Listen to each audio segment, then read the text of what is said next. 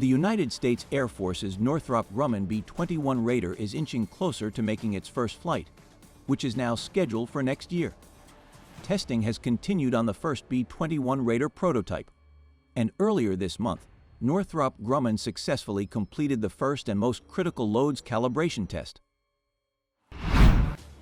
According to the aerospace firm, the recent test was one of 3 major conditions the aircraft will undergo in the current phase of ground testing as it progresses toward its first flight. Loads calibration, which focuses on calibrating instrumentation prior to a flight and verifying structural integrity, has yielded positive and consistent results.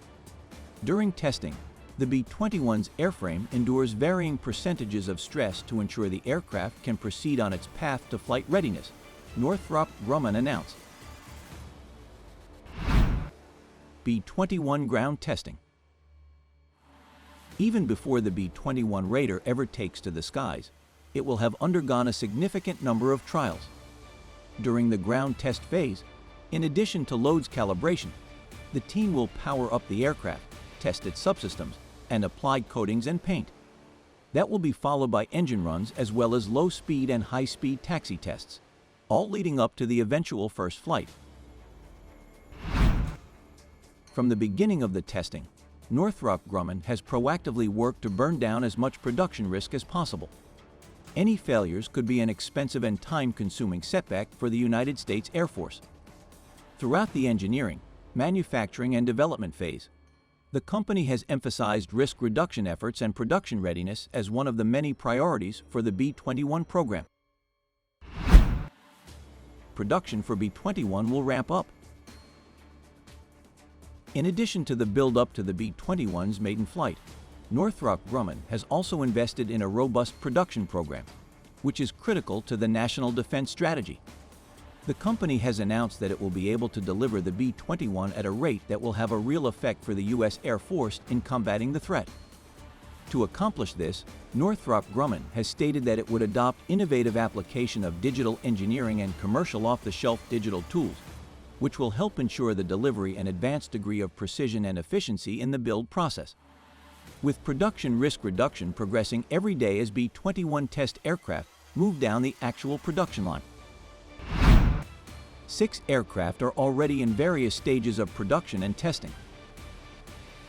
That will allow the aerospace company to continue to refine the building process while reducing risk.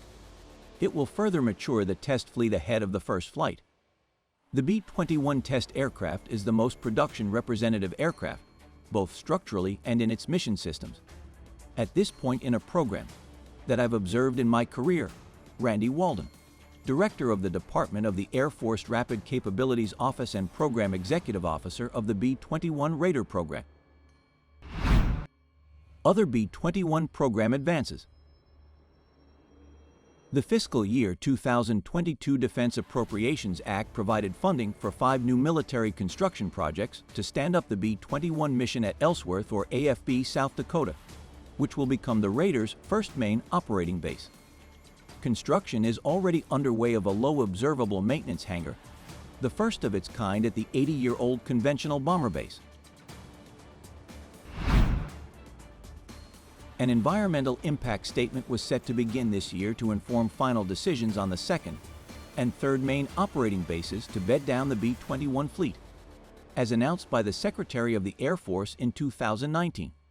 Preferred locations for those bases include Whiteman AFB in Missouri and Dice AFB in Texas. The B-21 Raider was designed as a dual-capable penetrating strike stealth bomber that can deliver conventional and nuclear munitions. It is set to enter service by the end of the decade, with full-scale production of the Raider expected to begin by late 2025 or early 2026.